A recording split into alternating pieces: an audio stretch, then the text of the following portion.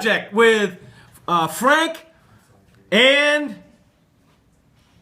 Derek. All right, let's bring him up.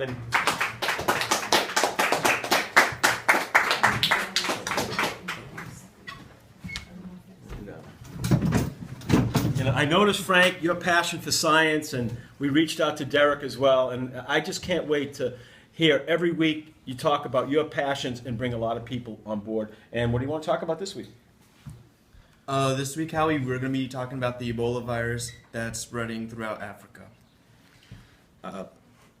Basically, the Ebola virus is an acute viral infection that's affecting millions of Africans right now. Well, not millions, it's affecting a large number of Africans right now, especially in the countries of Sierra Leone, Nigeria, Liberia, and different places like that. And this is this is a infection that can only spread via bodily fluids. But it can cause very harmful effects. Yes, and what the virus actually does, it attacks the T cells in your body, which is actually the same exact cell that AIDS virus attacks also.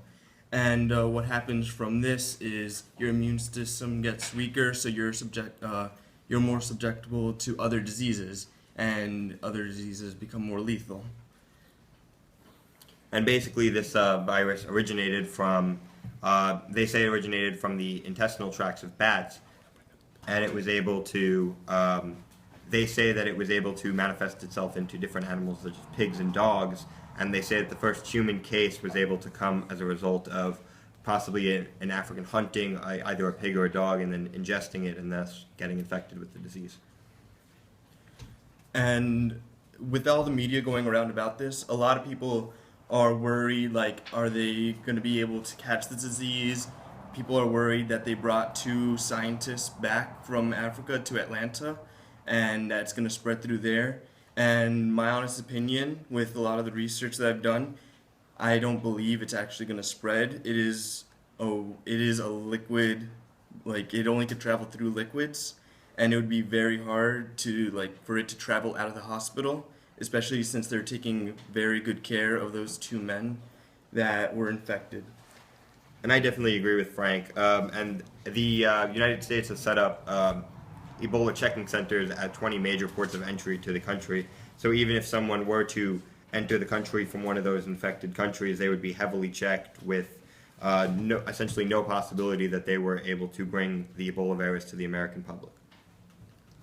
Guys, did a great job on that. I want to bring up something else. Does everybody here remember the plane that got shot down in Ukraine like about 6 weeks ago? It was a terrible tragedy. 78 children died.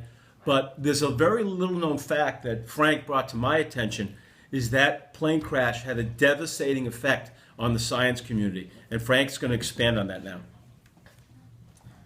Yes. In that deadly crash over Ukraine that happened about half a month ago, there were exactly 102 AIDS researchers on board that plane heading to the International AIDS Conference in Austria, yes.